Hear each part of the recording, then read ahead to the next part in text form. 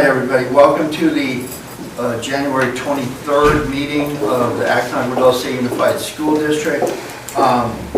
We are going to reconvene our regular meeting from closed session at 6:33. 7:33.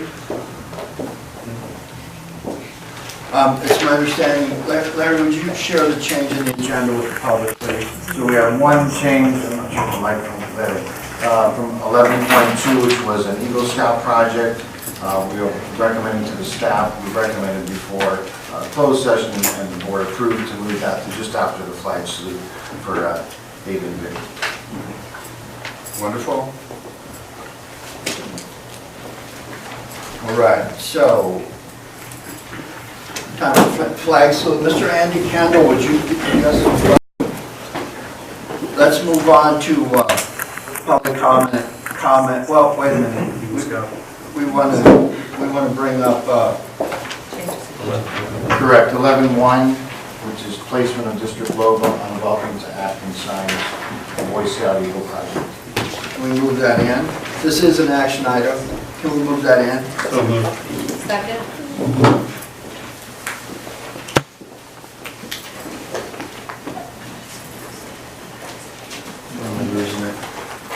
There's not a call to question on that. Let's hear from you, young man. Yep. Hello, my name is Aim Vidic. I am a member of the local Boy Scout Troop 145.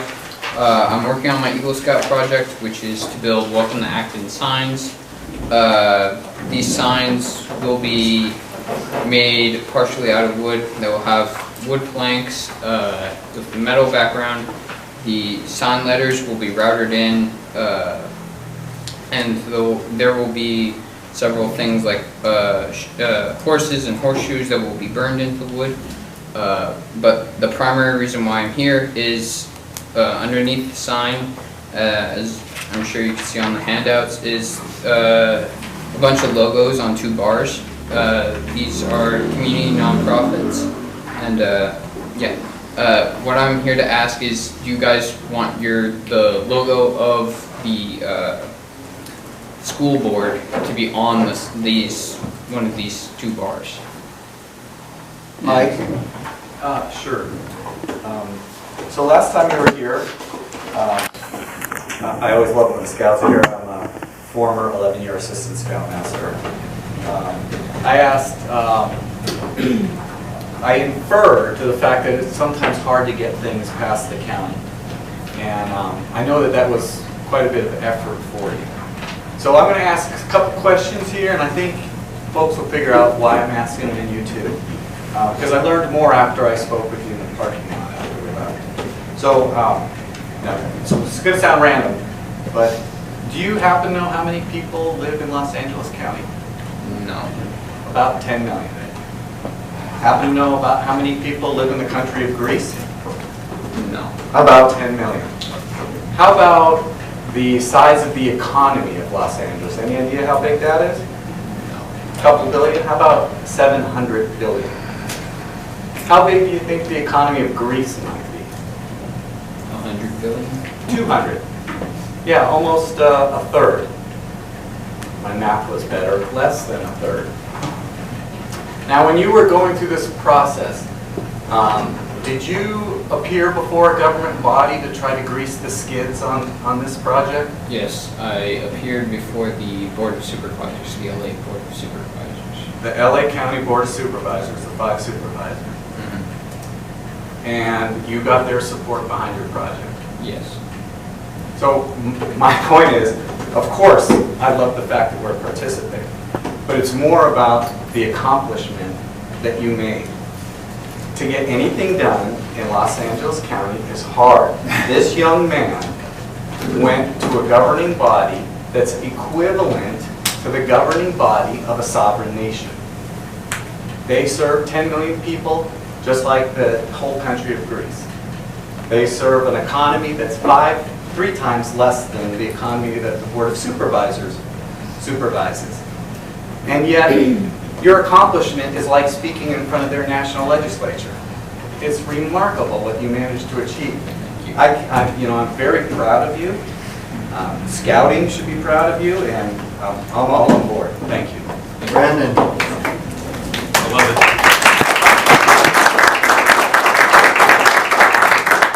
Tim? Where's the physical location going to be? 2 on Sierra Highway, 1 on Soledad. Two on Sierra Highway? Yes. Coming from both directions? Yes. One from both ways and then one on Soledad?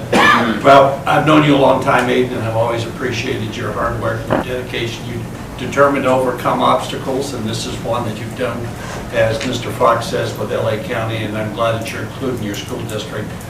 Yeah, we're proud. I'm really happy to do this. Congratulations. All right, thank you. Kelly? Last time you were here, Aiden, I spoke very highly of you. You had left. So as a mother of a Eagle Scout, I know a lot of Eagle Scouts. I know some that take the easy route, look for the easiest Eagle Scout project they can possibly do to get through. And I'm honored to have our community have this sign, just as a community member, but as a board member, very honored that you thought of us in putting our logo on your sign. I can't wait to see it. I think you are such a great example of what an Eagle Scout is. So thank you. Thank you. All right, before I call this to question, Larry, will you verbalize your recommendation, please? Sure, it's recommended that the Board of Trustees approve the inclusion of an Acton on Dulce Unified School District logo on the Welcome to Acton signs being erected by Aiden Vidic as part of his Boy Scout Eagle project. Thank you. I'm going to ask the board to support me in directing the superintendent to prepare a letter memorializing the board's action to go with your attachment to your Eagle Scout application. Absolutely. Wonderful. Call to question. Aye. 4 board members, aye. Board president, aye. 5-0. Congratulations, young man. We're very proud of you. Thank you.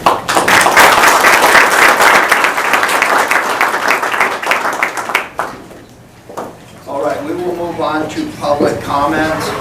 We are working on a district-wide civility statement. You'll find when that's passed, it will reflect my expectations of how we interact with each other when we're speaking to the board and with each other. I think you'll see that sometime in February. Larry is going to give us an update on that. When you step up to the microphone, please understand that when this light goes on, you speak, and when it's done, you stop. Understand that the board will not and cannot make comments about things that are not on the agenda. I will admonish my fellow board members that one of the things I've hated about governance, whether it's where I work or anywhere else, is when somebody stands up there and tells us what they want to hear and we can't respond back, but we can at least hear, or I can suggest that the superintendent make a phone call. The one thing I do not want to happen is when that person leaves and goes out to their car and goes home later, for us to, during board member comments, sneak in a little snipe at whoever spoke and exercise our opinions. And me being the new board president, I don't think I've ever said that to you, but I'm sure everyone's really clear about what I'm saying. That said, it looks like we have a couple people that want to talk to us about the SELPA CAC committee report, alphabetical by last name. Jackie, it's our pleasure to hear from you first. Thank you. Can I go second? After? I'm sorry. Yes, ma'am. Mrs. Angie Martin, come forward, please. Hello, Board. My name is Angie Martin. I am the active Agua Dulce CAC representative along with Jackie Eyre and Heather Osborne. I attended the AB SELPA CAC meeting yesterday along with Jackie and Heather. I so appreciate both of their attendance and their positive representation of our school district. For several months now, the topic has been IEP meetings. This time the focus was on FIEP meetings, meaning facilitated individualized education program.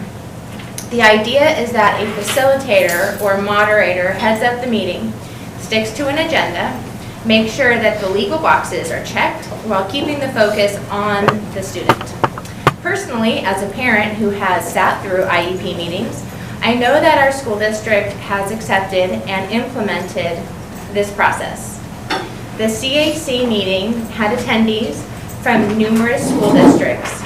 Some attendees focused on how critical the objectivity of the facilitator has to be in order to ensure the integrity of the process. The AV SELPA program specialist has provided me with digital copies of the handouts, which I actually have copies for you guys. And the next meeting will be on March 10th, and the topic is financial planning. I'm here wearing two hats. First of all, regarding the SELPA meeting, it was very interesting. And in the first SELPA meeting I went to, I asked the SELPA, Antelope Valley SELPA, to get behind an effort to try to get the state legislature to give full funding to special ed students in Antelope Valley. As you may or may not know, the students in Antelope Valley, of which we are a member, get less funding per child for special needs than any other place in the state. It's some formula that they came up with decades ago. And it's, so we are not getting per child what everywhere else in the state is getting. So I asked the SELPA to participate or put some effort into reaching out to elected officials to make that, to address that, because it has to be done by the legislature. So I'm here to ask the school board to consider getting behind that effort, writing letters to our elected officials. I understand that the SELPA has prepared letters. I don't have copies of them. I couldn't find them on their website, but I will be prepared next time and with them. But I think it's important that we get the same funding that every other, per child funding that every other agency gets, or I'm sorry, school district gets in the state. The second reason I'm here is because we had received a notice from Edison that they were going to be closing Red Rover Mine Road between Escondido and Sierra Highway through 8 a.m. on Monday morning, the 27th. And I asked them to please reopen the road by 7 a.m. because that's a major access route for our buses and our students and our teachers getting to high school.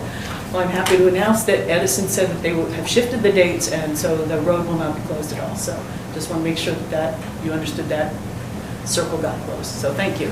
Thank you, Jackie. Now I'll be pleased to hear from Mary Dawson.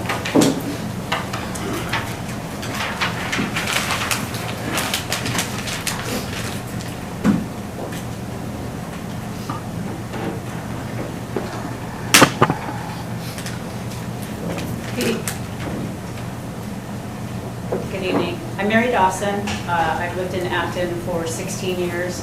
I have 4 students who have graduated through the school district, and I have 2 currently at High Desert. And I just wanted to, I don't have anything specific other than I wrote Dr. King a letter today, and I'd like to read it so the whole board can see my perspective of the school shooting threat that occurred yesterday. Dear Mr. King, I have 2 children at High Desert. My kids are scared to death to go to school today, and they were crying this morning. I used my parental reasoning to tell them that the school authorities have taken care of the risk, that there will certainly be police presence to make our kids feel secure and safe. Alas, how disappointing to see that there was nothing. Nothing to reassure kids, nothing to show the parents that the district actually takes threats seriously and appropriately. I have lost all faith in the school authorities. I truly have. One phone call with no follow-up is not enough, and too little. The kids have had little to no training of what to do in an active shooter situation. When is that coming? Everyone knows the kid that made the arrest, or that made the threat. Everyone knows that he brought drugs to the school. When I was 15, and I'm old enough that I don't care if everybody in this room knows, I brought a little bit of marijuana to school when I was 15. And I was suspended and expelled for an entire year. This child got a 1-day suspension. I never did anything again that would get me in trouble at school. The consequences of that taught me a very valuable lesson. This district is failing our kids by sending the message that there is no consequences. 1-day suspension is a joke. The next week, he threatens our school with a shooting. Praise for good behavior is one thing, but being followed up by nothing for bad behavior, it does nothing. I hope that the superintendent and the board has some answers for our community. I would also like to just add that in November, I asked about active shooter drills for the kids, and I was reassured that that was coming. It has not come. And if it has come, our students don't know that it has come. It has been 2.5 months with fatal shootings in August since then, and we still haven't done anything. Many, many parents have asked that our gates be closed during school, and over and repeatedly, the gate to the basketball fields and the front gate are open.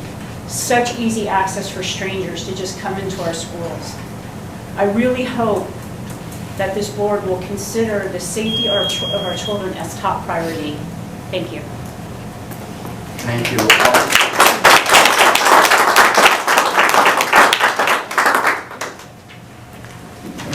I trust that you'll be in touch with speakers as appropriate as the superintendent's district. Thank you all.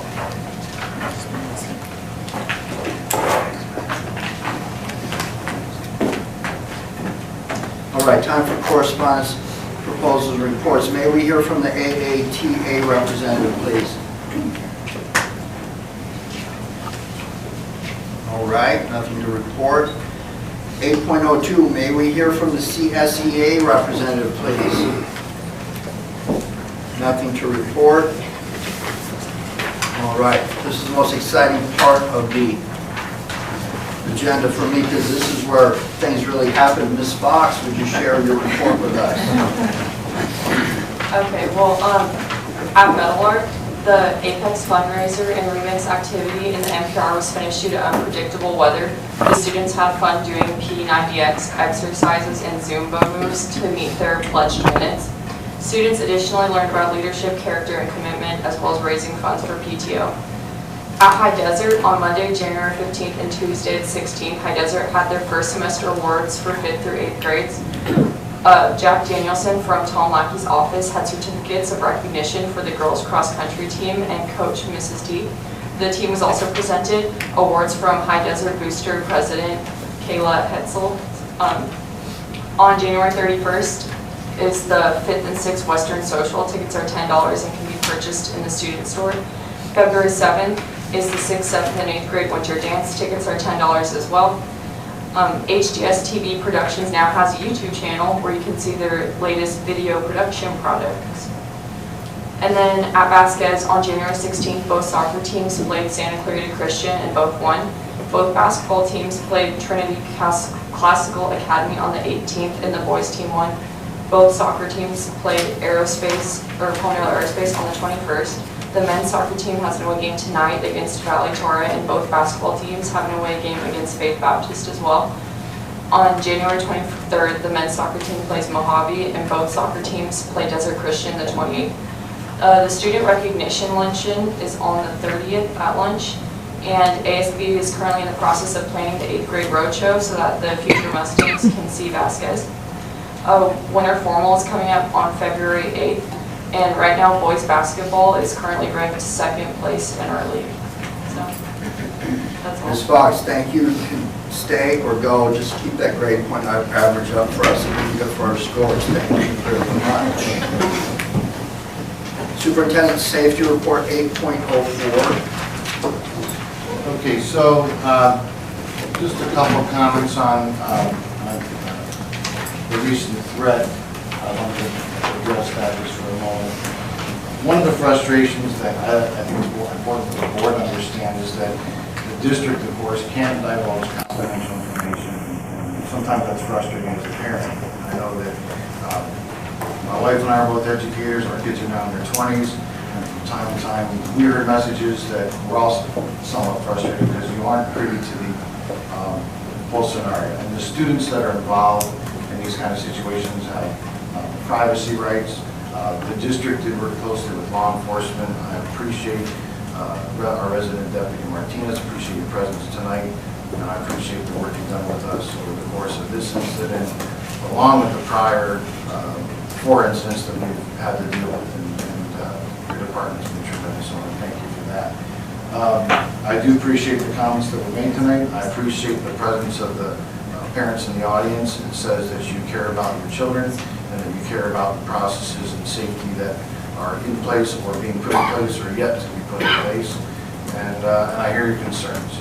So I left Ms. Dawson a phone message today. I'm anticipating a phone call back so we can discuss further, and I'd be happy to do that. That concludes my comments on the safety piece, other than to thank Mr. Matt Rockway for his continued work with us as we plan the next 3 meetings with our district safety committee, again comprised of district administrators, parents, both associations, and our technology folks as well. So thank you. 8.05 gold standard report from the superintendent, please. So a couple of things. I was honored when Ms. Alford and Ms. Van Ornum have asked me to present tomorrow to the 6th grade, 5th grade, 6th grade, 7th grade class. You can see on the projector there. I'm doing 3 presentations, and they've asked me to speak as a former vet of the U.S. Army. I served from 88 to 91 proudly. And I look forward to that experience because the speakers that they've had on, I've just been so impressed with. And so I'm honored that they asked me to speak tomorrow. I look forward to that experience, and I'll be happy to share that with the board. Board, of course, as always, you're invited to attend the event. If you'd like to attend one or all of them, please feel free. And really appreciate all the work our middle school folks do for this program. It's really a flagship program of the middle school that I'm proud to be part of. The Strategic Planning Committee. So you see the names up there. We have a number of people in this room tonight that served on the Strategic Planning Committee. Again, we don't want this to become a document that just kind of sits on a shelf somewhere and doesn't have a work in progress feel to it. So to that end, we're going to meet on February 18th. We're going to have a breakfast and invite the committee back. That's when the plan will actually be distributed for the first time. Board, of course, will have copies for you tonight of our strategic plan in a hardcover format.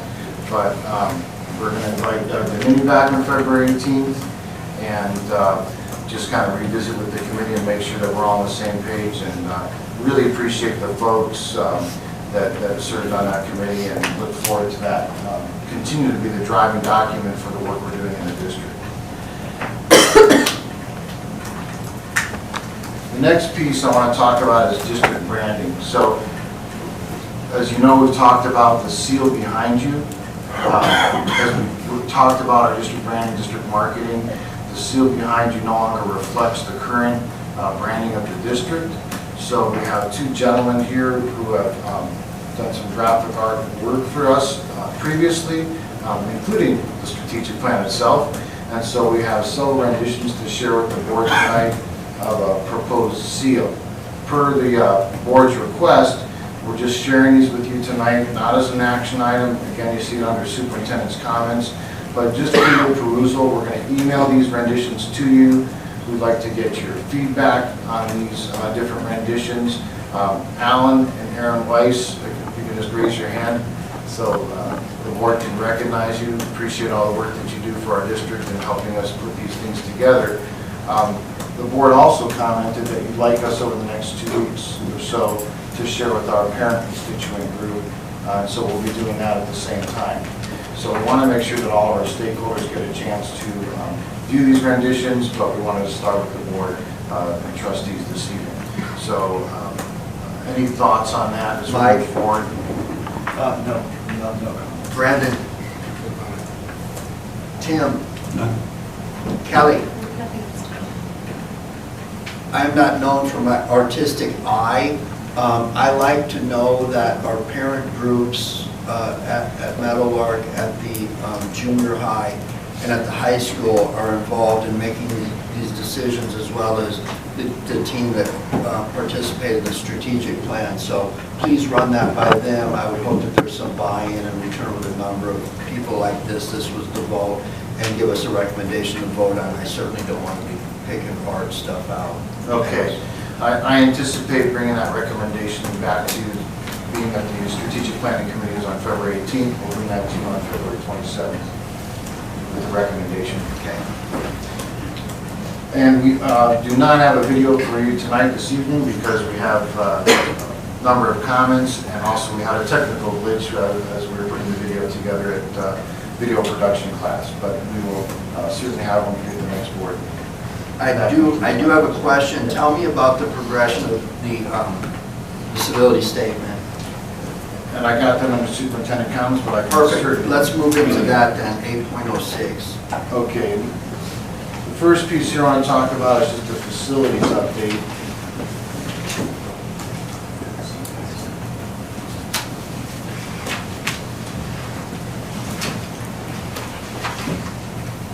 So,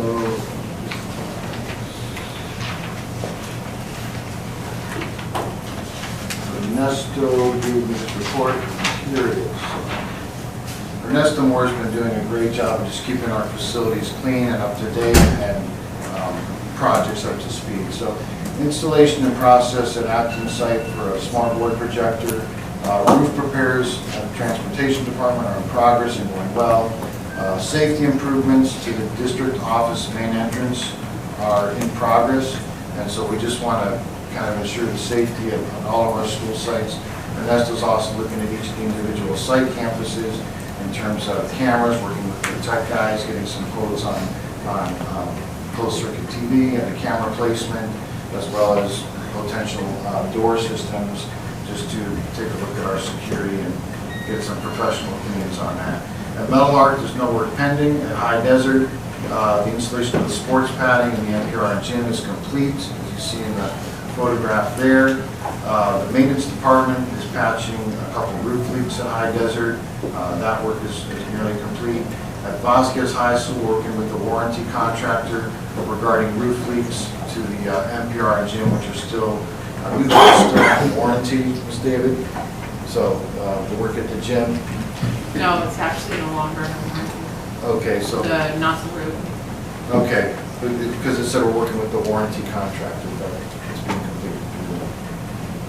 Okay. AADUSD campus, no work pending. And so that is the facilities piece. The next piece I'd like to go to is I have a guest tonight.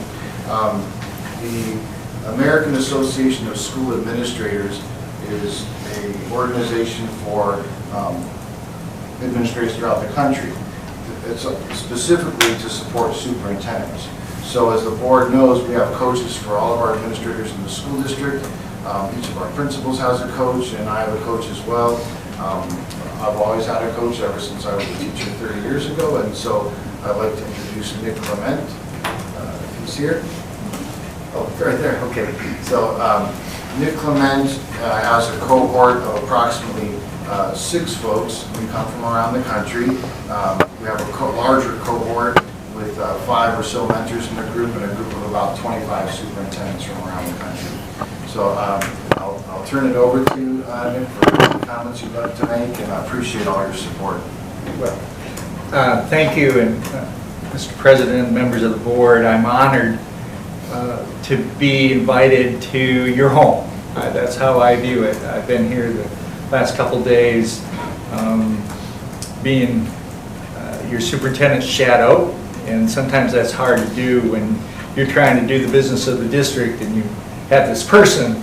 But I need to tell you that I was a superintendent. I retired 5 years ago, and now I'm a professor at Northern Arizona University and do some other work that allows me to travel the country and out of the country doing work with school boards and superintendents. So I get to compare and a contact every other week with your mentor, a visit by your mentor, which is happening these last 2 days, a capstone project, which is equivalent to a dissertation. And that's a lot of work in addition to the work of the district. So I commend Larry for taking that risk. I commend this board for supporting your superintendent in that continuous improvement. So I'll just give you a couple observations. I know you've got a lot of work to do, and I've been in that position that you want to get your meeting done, but I want to make a few comments because I've never been in this district. I live in Tucson. I've been to California a lot of times, but I've never been in this area. So my eyes are as fresh as they can be. And I'm a big first impression guy. I make decisions, and the older I get, the quicker I make a decision about whether I'm being welcomed. And it's nonverbal behavior, and it's, so when I got here, I was welcomed, smile faces, the security part was there, but I immediately felt the culture that you're trying to develop and of just welcoming me. When you go into buildings, first thing I look at is the floor. That's just, my eyes go down to the floor and I make judgments about a lot of things based on how clean the floors are. Simple things, but that happened. In every school I went in, and I'm not doing an inspection. I didn't have the white gloves on. This is not that kind of mentor visit, but I gotta tell you that you really are tending to that maintenance part of teaching and learning. And it makes a difference. There's studies out now about cleanliness and the effect on student achievement. So, a couple observations, just culture, feeling welcomed. Every school I went into, there was smiles. They don't know me. Larry did his best at introducing me, but he kind of got tired of it, and I don't blame him. But whether they knew me or not, they smiled. Your students smiled. They shook my hand. I felt really welcome, and that says a lot about the culture of this district that doesn't happen magically. It's by intention. I'll give you one observation tonight. You have a student on your board. I will tell you that is the exception and not the norm, to have a student representative and to value their opinion.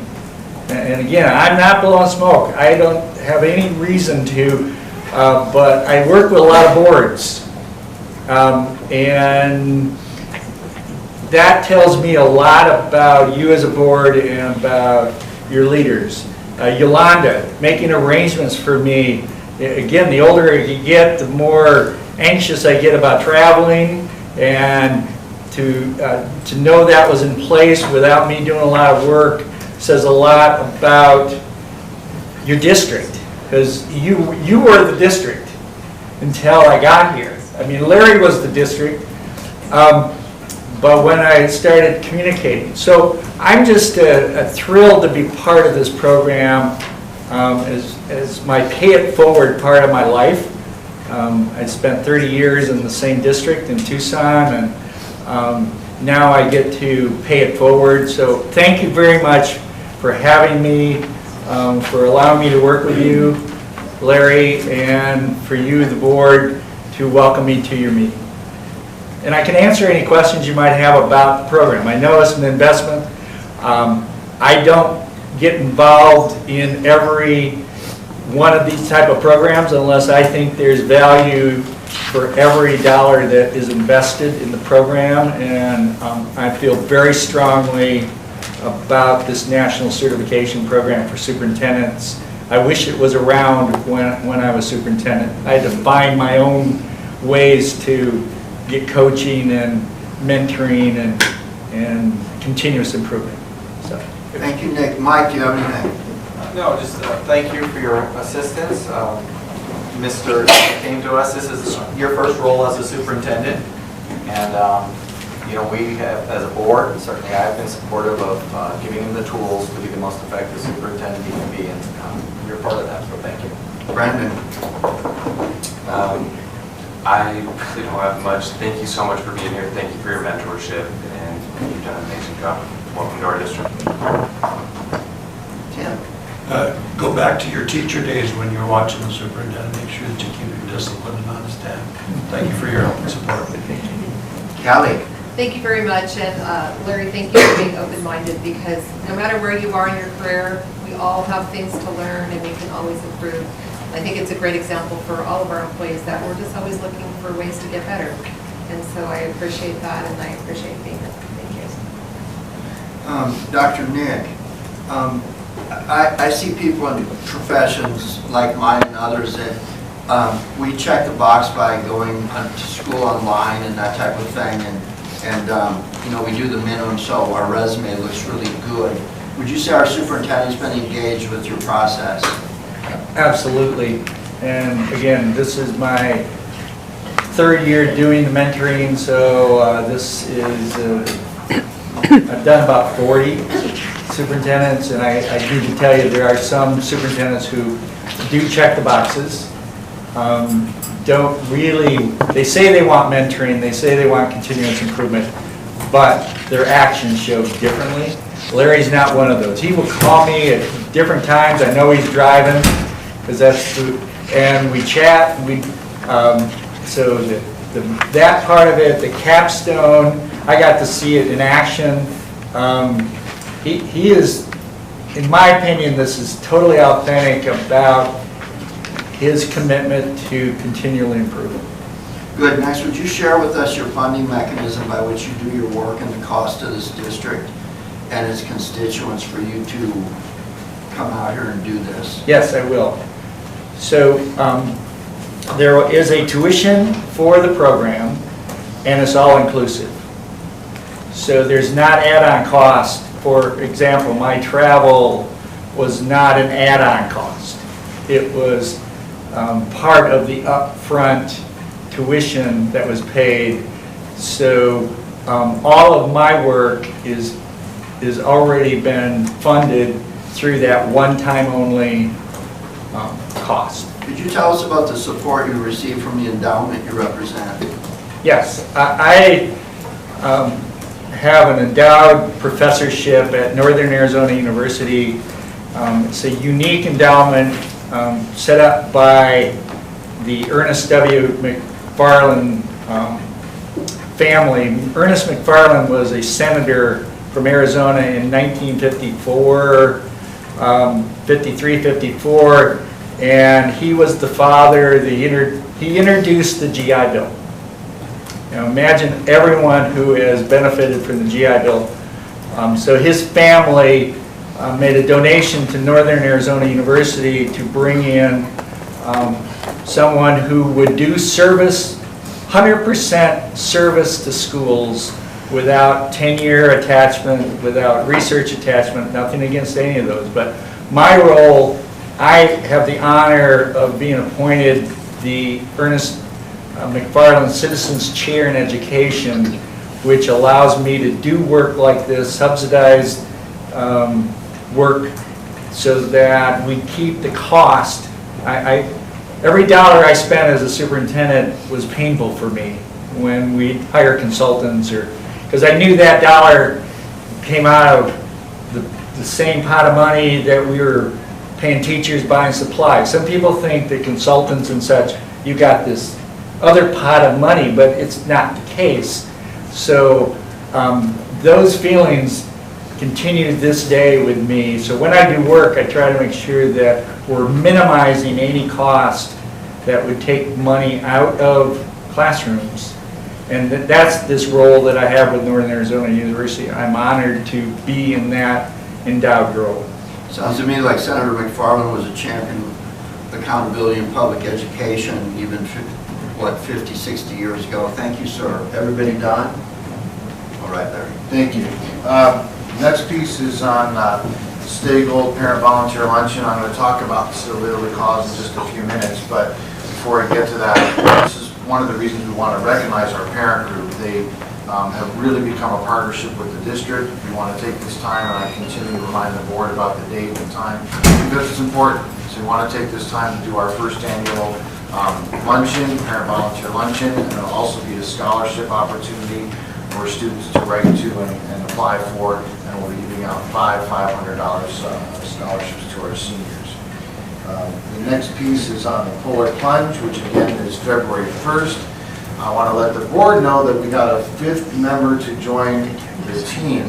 So those who know Brittany Blymeyer, she's the clerk at our elementary school.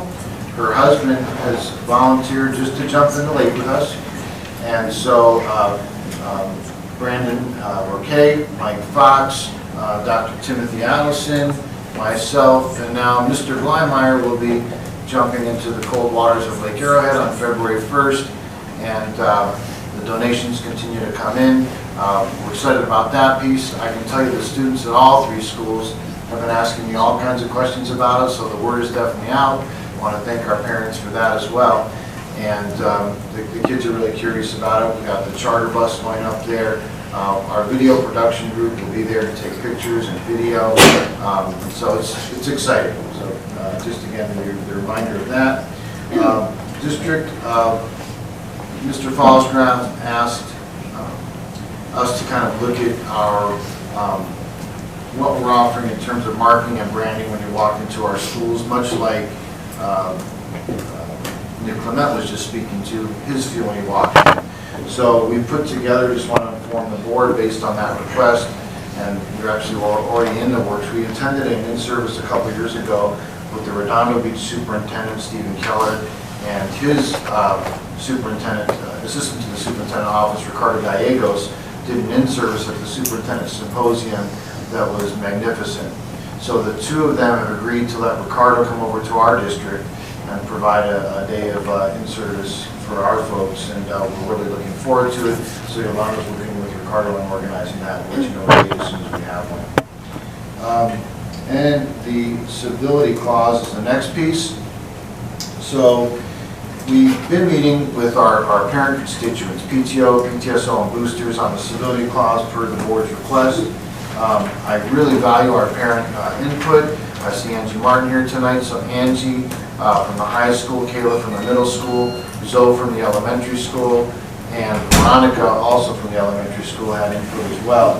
And they came up with things like making sure that we communicate clearly and having expectations to listen carefully, respecting the views of others, being open-minded to ideas and views presented, honoring time limits, staying on topic, not tolerating incivility.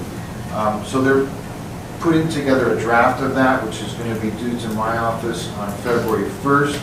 Our agenda review is Wednesday, February 5th, where my cabinet will review it as well. We'll have that in your board documents and attachments for you on the February 13th board meeting as a first read. So Mr. Fallsgraff and myself will be present at that meeting. So Ms. David and Ms. Jensen will facilitate that piece as a first read, and we look forward to the board taking a look at what our parents put together.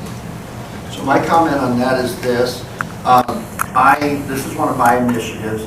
I asked that the three groups formulate this. I wanted the statement that's read in IEP meetings to be considered as a basic foundation. I don't want to read a thick book, but it will be read at the onset of any meeting in which a decision is made that affects the students of this district. I will not be here for the first read, but this is not something that we're going to bring in board members dance all over it and change it around and do a bunch of editing. I'm going to want it to be accepted coming from our community and our voters, and I would hope you would respect that, and I would expect to come back at the second meeting. Kelly will be running the meeting on February 13th. The agenda management and everything will be handed over to Kelly, and she will be in charge of the review. I'm going to go away for a little bit. So you all can look for a very long meeting that night. Next. Sorry. Last thing I have is... Wait, I think Tim has something. Well, not on this, but did you have a date for the Staples luncheon? Yes, February 18th. Thank you, that's all. So we're done with superintendent report. One more, just this STAR-based program at Edwards Air Force Base.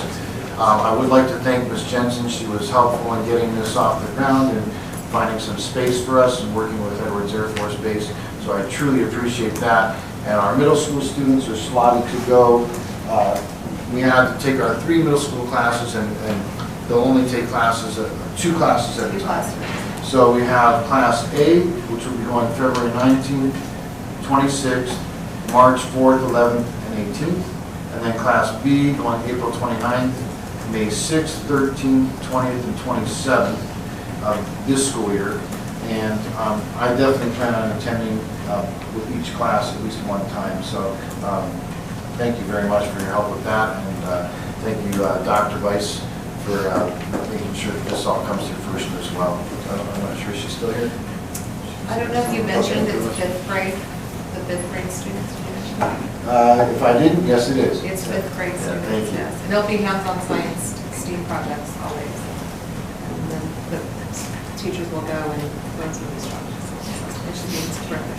Yeah, but they're very much looking forward to it. Thank you, that concludes my comments. Do we all understand why it was important for Kelly to be on the board now? Thank you, Vice President Jensen. Do we have any submissions, 8.07? There are no submissions tonight. Perfect, thank you. Board member comments? Mike? Brandon? So first off, I want to say thank you to everyone that came in today, everyone that's in the audience. As a board member, it's really important to have people in our community out here. It helps us make better decisions. It helps us get a better idea of who we represent. I've said it before, and I want to reiterate it, that school and student safety is a major priority for me, and in light of the recent events, I just want to air that out as much as possible.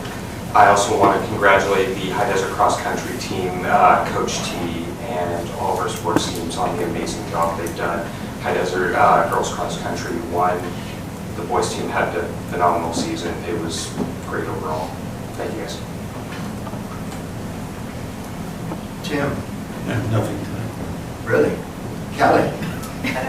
All I would like to say is that even though we cannot speak publicly when comments are made, I just want our community to know that we do listen to your comments. I have lots of notes, and I just appreciate your talking to the board. I think we all want the same thing, the same community, and the same school, so thank you very much. Okay, my turn. As the board president, I get lovely documents from the Los Angeles County Office of Education, like telling us that Ms. David is doing a fine job as the fiscal manager of our district, whatever title is. Thank you. LACO has confirmed with us that we are under positive certification for this fiscal year as well as the next 2 years. I remember sitting in the audience in 2014 when there was a FICMAT report going on, and there was a LACO appointed board advisor going in the back. So we were going from a place of declining enrollment and struggling with funds and things like that. Now, what has happened is LACO is telling us, hey, we're looking good, but they give us the following admonishments that I want to tell you about. We still have declining enrollment. We're losing about 7%, okay? And I'm not going to comment on the things, Callie's not going to comment about. Part of what we do when we interact with people, whether they're our internal customers or external customers, depends a lot on whether somebody decides to send their kid back to our school tomorrow morning. There are organizational efficiencies that I'm also focused on. And what I tell the superintendent is, when you put something on the agenda, the strategic report, I don't want to know that the community wasted their time in participating in something that turns into a fluff manual that thick that sits on some executive shelf and we check that box. It's a living, breathing document. And within there, you will find mostly that when you have a problem with an organization, if you look at their strategic plan and they don't have one, that's a huge problem. But this one does.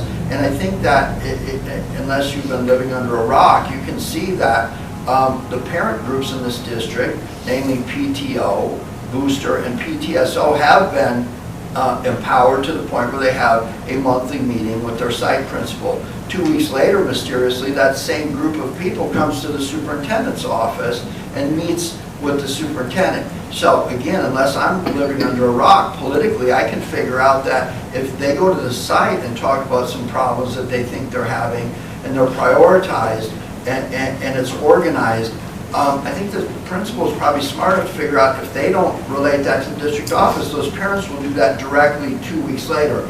That design is not by error, so figure that out, please. I would suggest that if you do have a problem with the way things are running to the district, that your roadmap is the strategic plan, because within that strategic plan, especially Part 3, Sections 2 and 4, you will find how community support is supposed to be built. And if you have a problem, edify your concern, not with emotion, but looking through that document and saying, you know what I'm talking about is right there. And go to your site representative at your school, find out who they are, sit down with them, get get calmed down if you need to be calmed down, but people don't just freak out. I used to be the worst gadfly in the world out there.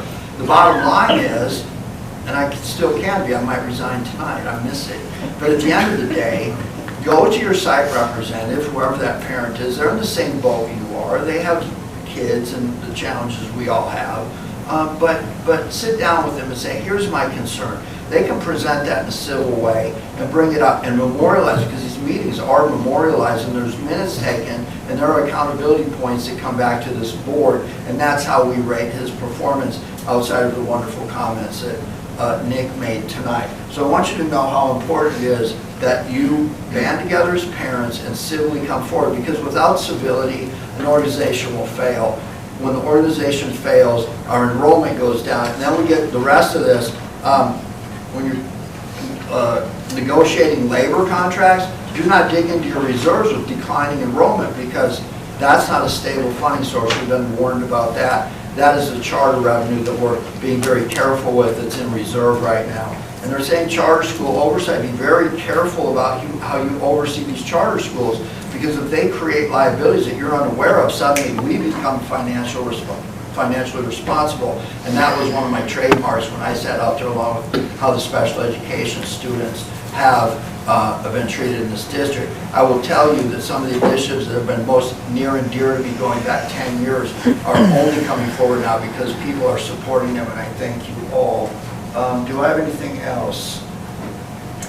I will be attending the iLead School Boards Conference, School Board Member Conference. So iLead has schools around. They bring people in, so their governance structure is monitored and these people are trained. This is kind of the equivalent of what we would call the California School Boards Association Conference. So I'm going to go over there and make sure they're on the ball, because, again, LACO's telling us watch it. So other than that, thank you all for being here tonight.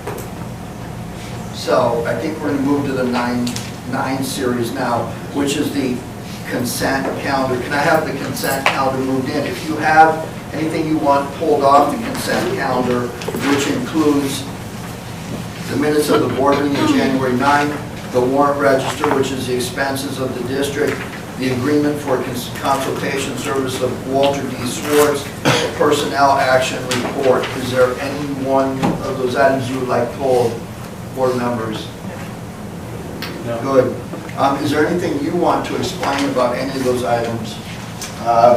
No, the agreement extends Mr. Schwartz's services through the end of the school year if need be. Wonderful. Call the question? Yeah, we need to move it in, I'll move it in. Okay. Second, good. Call the question? Aye. Four ayes, board president, aye, 5-0, the consent agenda. All right.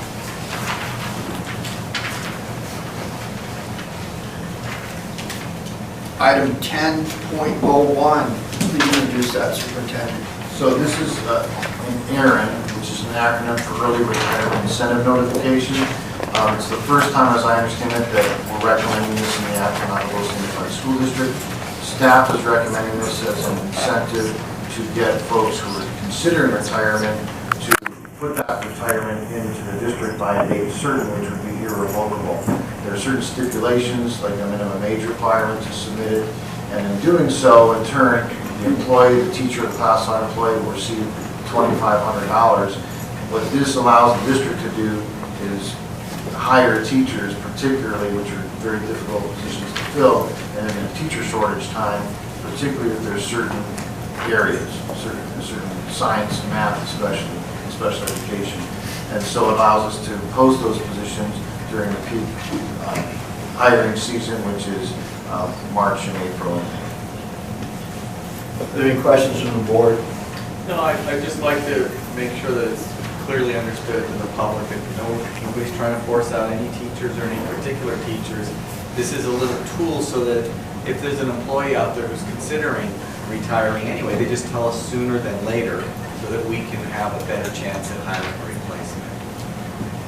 Moving down the line. Nothing. Call the question. Aye. Tim. I just think that it's an important aspect that we can do, because we're governed by calendar dates to get things done with our certificated employees and opportunities for new employees. It gives us an opportunity, gives our employees an opportunity if they choose to. There's nothing about it being like you have to. It's totally an option thing for them. We good? Call the question? Board President, aye, 5-0.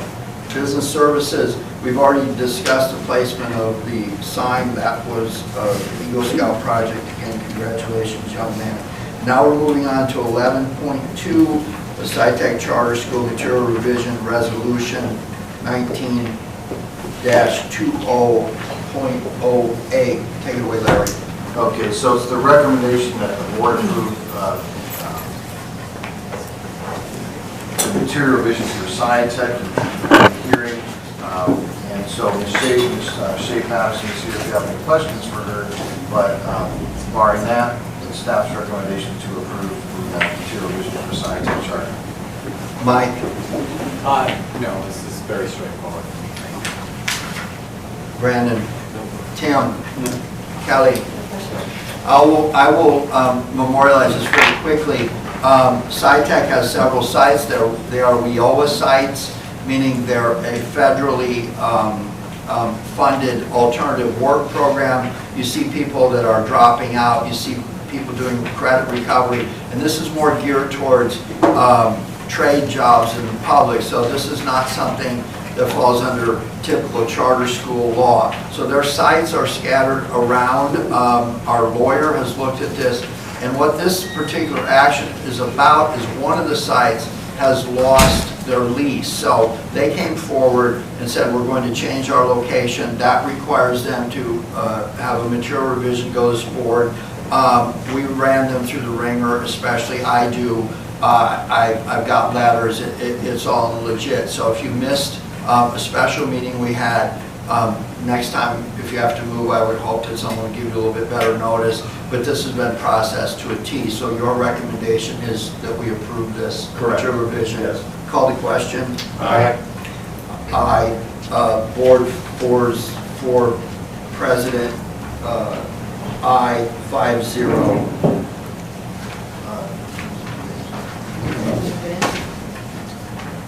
What? We're good. We good? Everybody good? Yeah. Thank you. Thank you. Don't be a stranger. I will not. Okay. All right, it's my understanding now that we have 11.03 general obligation bond survey results. Could you introduce that, what that means, please? So absolutely. So we had brought Jason Liston before to talk to the board about the pros of doing a survey. The board was in support of staff's recommendation to conduct a survey prior to going out for a general obligation bond. My understanding was we would survey about 400 using another firm from San Diego to survey about 400 voting members and residents of the Acton-Aguadulce area. Tonight, Mr. List is here with the results of that survey.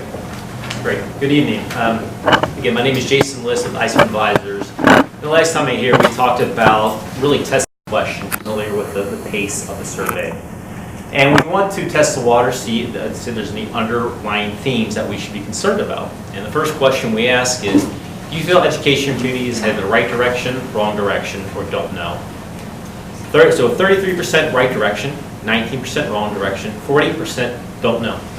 And I think what is important to take away here, these results are pretty standard through surveys we do across the state. In 2018, we did 63 bond measures, and in 2016, the last presidential year, we did 75 bond measures. And this is a pretty consistent result, especially given those who responded to this survey. But the second question is to really get a feel for who are the respondents. Do they have ties to your school district? Do you have children or grandchildren that have ever been in the school district? So with this survey, only 20% yes currently, 23% yes in the past, and 57% no. So the 48% who don't know, that's not surprising at all because they don't have affiliation with the school district. And I always use the example, before my kids were in our local school system, had somebody survey me and ask me the same question, I would obviously said, I don't know, because I would have had no tie, no affiliation to that. So nothing right off the bat jumps out to me is unusual about the responses. But given the split of who has familiar with their district, is telling in some of these results that you'll see. We then go on to ask the million or multi-million-dollar question. The red, a sample 75 ballot language words, what you might see as you go to the ballot or your sample ballot in the mail. Based on this language alone, we ask this question up first without information, very intentionally, and I'll explain what that means towards the end. So based on this question alone, 40% yes, 6% lean yes, 10% undecided, 41% no. For a Prop 39 bond measure, you need 55% of those who vote to vote yes for the bond measure to be successful. So adding the yeses and lean yeses, you're at, let's say, 47%. Even if we're optimistic at this point and we add the 5%, we're at 52%. So 3% under that necessary threshold for favorability. Again, we ask this question without much information up front for an intentional reason. We then go on to ask about various bond projects. And this is a short list of projects condensed for survey purposes to get an idea of what the community would or would not support. And I'll draw your attention to the dotted line, that's the 55%. So through modernizing, improving plumbing, improving play fields, health and safety improvements, increased safety in student pickup and drop-off areas. Nearly most of those, we can't see at the bottom there, the red bars, they're much more likely to vote for the measure, and the orange bars are somewhat more likely to vote for the measure. So all the projects met that 55% threshold, except for the student drop-off area. And if you include the no difference to me, all the projects meet that 55% threshold. So from a project standpoint, it does seem that your community realizes that there is some need for improvements in the district. Tied to this question, however, it is the essence of cost, which is the next slide. So we test various tax rate tolerances.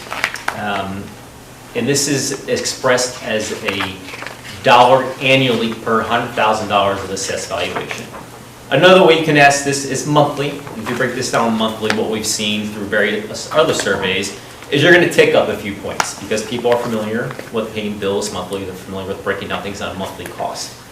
As you can see here, through the various tax rate tolerances, as you ask for less money, the favorability increases. No surprise there. But what we want to look at is how much that increases. So at the $12.50, the highest tax ask, it's yeses and lean yeses combined at 45%. $9 a month, or $9 a year, 46%. You drop down to $5, that's 58%. Which is over that 55% threshold. My takeaway from the survey, just looking at the projects and the tax tolerances, is that a tax ask over $10 is likely a pretty big stretch for this particular community at this particular time, and I'll explain what I mean by that. Again, had we broken this down on a monthly basis, you're going to take up a few percentage points, but we want the most conservative viewpoint starting out when we ask this question, because my job as an advisor is to give you the most conservative advice, or advice that I think would give you the optimal chance of winning a bond election, or giving you advice saying maybe right now is not the time for you to try a bond election. Thus the reason to ask it on an annual basis, to be the most conservative. So what $5 means for your community as far as bonding dollars, it's 3.3, a little over 3 million. At the $9 mark, that's 5.5 million, and I'm rounding. And at $12.50, that's 7.7 million. So one of the things as the leadership of this administration and the leadership of the board to think about is, if this is something we do end up endeavoring going forward, at what tax can we pass a bond with the given projects, and how far can we spread that money around? Because with a bond election, you have various sites. It is oftentimes good to spread the money around, so you touch school sites or you pick a few key school sites. So keep that in mind when we think about the dollars and the tax rates. How much, what can you pass at the $5 mark? Is 3.3 million, is that sufficient to do sufficient projects that would get buy-in for your community? So it's juggling a lot of balls in the air, but it is a necessary exercise, thought exercise to go through before you even consider moving another step forward. So on slide 7, again, we asked the pre-education question to get the gut response. And the gut response of the pre-education, again, was 40% yes, 6% lean yes, 41% no. After we gave more information about what projects you're considering, what tax rates are being thought of, some of the questions got more solidified. So the yeses went from 40 to 46. The lean yeses dropped down, so they went into the camps, they solidified. The undecideds went from 11% down to 7%, and some of the no's solidified. So again, what this tells me is that there is some tax rate sensitivity in this community. I don't think that's a surprise to anyone here. To what degree is the ultimate question. What projects you can do is part of the other equation. So again, anywhere from 5 to 9, based on the survey results, something viable, potentially. Over that mark, I think becomes very, very difficult to do. So the grand punchline at the end of this, some of the key takeaways on the very last slide, on slide 9, is that initial support for the measure was 40%. Some of the decision-making got solidified at 46%, still significantly under that 55% threshold. Some projects, or most projects, did test over 55%, which is important, because people do vote for projects more than cost. Regardless of how conservative or tax-intensive the community is, that's always the case, to a limit, to a certain degree. Support is below the 55% threshold, so at this point, this is not a no, don't try it, but it's definitely not a yes, let's do this, let's jump in with both feet. I would say if this election was 4 months from now, I would be a full stop of no, don't do it. What I would say tonight is, given the data that you have, take some real time, some real thought of what projects are most necessary, what projects your community wants the most, and what tax rate would they support at what level. Again, $9 and under, maybe viable, and I say maybe, not definitely, maybe viable. Above that, I think it becomes pretty difficult, again, given your results. The decision doesn't have to be made tonight. I think what you should do as a community, as a staff, as a board, talk to some of the key decision people in your community and try to get buy-in from those key people. Even with some of the naysayers, to really explain what you're trying to do, what it's going to cost your tax, your base, what's going to will cost per individual. So even if it's up to the full $12, for example, and on an annual basis per $100,000, that's $1 a month. Might not sound like a lot to some, might sound like a lot to others. So I think it is important to have those really good conversations with those key people in the community before you take a next step. As you move down the path, if it's 3, 4, 5 months from now and nothing has really changed, the answer is probably no. Don't try for a November 2020 election. However, if you have those key conversations and if you feel you're moving in the right direction, then yeah, maybe we try it, or maybe you do what we call another tracking survey to test attitudes as you get closer to the election. That's something that you have to do. That's certainly an option. So that's a lot of information in pretty quick order. I imagine there's some questions. Okay, let's start with Mike. I don't have questions per se, a couple of observations. First, thank you. Secondly, you know, the results don't surprise me. We kind of learned that at the last election. I was surprised then, and I'm surprised now actually with the statistics that such a small portion of the voting population has either children or even grandchildren associated with the school. And that's a real challenge for us, because if you don't have kids or grandchildren there, you don't know. It's interesting observation that the 2 bars that scored the lowest both had safety in them, you know, in today's world. So I think we learned this the last time, smaller bond if we do it again, you know, and that's what the voters told us, and the data says it too. That's my observations. Thank you, Mike. Remember, board, this is a discussion informational item. There is no action to be taken on this. Brandon. First off, thank you for conducting the survey. It's definitely really good information. It's interesting to see the shift between actually once you give the information versus just the cursory glance on how people viewed it. It's definitely really good to know. Yeah, thank you. Moving forward, this will be very useful. Tim? I just have a couple of questions. So like, and then I have an observation too. So what you're recommending to us is that rather than say we need to do a geo bond for general district, school, and then all these safety, that if we were more project specific, put that out front and then back into that based on what we know what 5, 9, and 1250 would do. We identify projects that will fall at 850, and it's going to be $4.5 million or whatever. It's generally, we have projects that we can do for the students in the school and the community under that particular thing. So we would enhance our edification to the voters so that they know, well, here, what are you going to, because when I see taxes, well, what are you spending this money on? You know, I want to know. So that general statement gives me a little pause that it's just kind of too vague. Yeah. That we need to be more specific with what we want to do and why we want, maybe why we want to do it. This is in the community outreach with our meetings, with our stakeholders and people that we want to do. That's the one observation I have. Then on the other one, I think I was disappointed that I saw the one chart that said, here it is, that said, I have or never have had students in the district or associated. Is there not reason to say that I no longer have students in the district, or I've never had the students in the district, so we know who those people are and so they know who they are? Rather than clump them all together, that I've had, yeah, my kids have successfully graduated from here.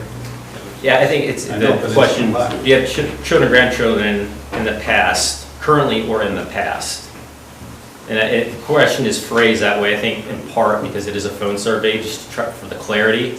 Because when sometimes what we get is respondents try to ask clarifying questions, and the person giving the survey really can't give clarifying questions because it skews the data. So we try to keep it as straightforward and clean text as possible. Okay. And I'll just have an observation. We've been in the district 18 years, and we've gone through several bond measures, multiple failures, finally success, and the results that we have. And I can remember, I always remember talking with my dad about the bond, and he says, why? Why can't you ever get them passed? I don't know. We want to do things for students, the schools, the programs, and everything for the community. And he shared an experience with me. I grew up in Saugus with the Hart School District. And he said, you guys went to school and people were paying that didn't have kids in the community for you guys to go to school. And now you're in school and I need their help. Now you guys are gone. My grandkids are here. I don't have any children. I'm retired, I have a business, whatever. And now my grandkids, and I'm still there. And he remarked to me, he says, I always looked at what they asked for. I determined that it was good for the students, and that I voted even though I had nobody in them. All my kids were all grown and moved away. I'm a person who doesn't have any kids, and I look at the same aspect. I take that same concept, and I look at the bond, I look at what they want to do. It's good for the students, it's good for my community, it's good for me.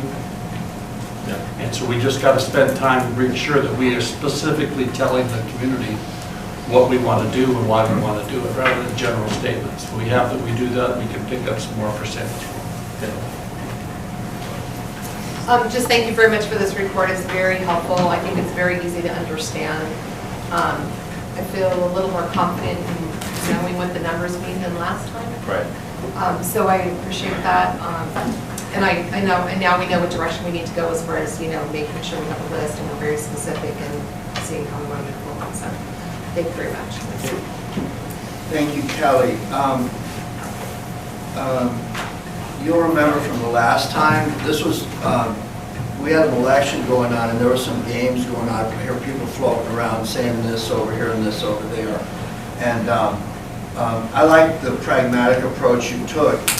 It's almost struck me that the last time that there was, oh, you know what, if we target the likely yes votes, because we got the secret computer that tells us that while we stay away from poking the hornet's nest of the people that won't vote no, that will vote no and keep them in the dark as much as possible. I'm not a believer in that. You'll recall that facility condition ratings are really what feeds this process. You go around, I think there's a report that comes from LACO that tells you whether your stuff is junk. I think that the county in issuing Prop A funds also does spatially how many people there are versus what facility you have and what conditions. And I had to participate in that in my professional job. But at the end of the day, I like the way the results are put out, Mr. List. I like your pragmatic approach. I'm going to, on the next agenda item, I'm not going to want to jump into this, but there's a lot of one-time projects on here, and this has been floating on the future agenda items report for a while, and that's the budget study session that talks about our reserves. I mentioned just a little bit ago that we shouldn't be making staff and personnel commitments out into the future based on a reserve that's not likely to be replenished with our enrollment increasing. So if we don't do things to increase our enrollment, we're just kind of looking at this saying, okay, there's a point between having a brand new, really nice school and no kids in it. And I think that was something. And something else I recall, I think some of the people that want to look for the bond in the schools to be nice, look at it like, yeah, our property values go up. But I think there's a general idea that sometimes this was an issue over in the Santa Clarita Valley with College of the Canyons. When you ask for a bond and the property taxes increase, and then people start coming in from everywhere else, and the kids who actually have tax-paying parents, bond-paying parents, that are being assessed apart, can't get enrollment in some of the very basic classes and they have to wait. That turns everybody off. Again, there's no decision to be made. I am in support of taking a look at, before we discuss this, I don't want to be, as the board president, want to be telling everybody to go chase the rainbow. What I am interested in is having asked to be put on here probably 6 months ago, and I think that will inform whether or not this is a good bet for the future. We could look at that budget and decide what we're going to do. Because again, LACO's kind of telling us between the lines, there's one-time money there, get it over with, because it may not be there. Okay, there is no action item here. Sir, thank you for your report.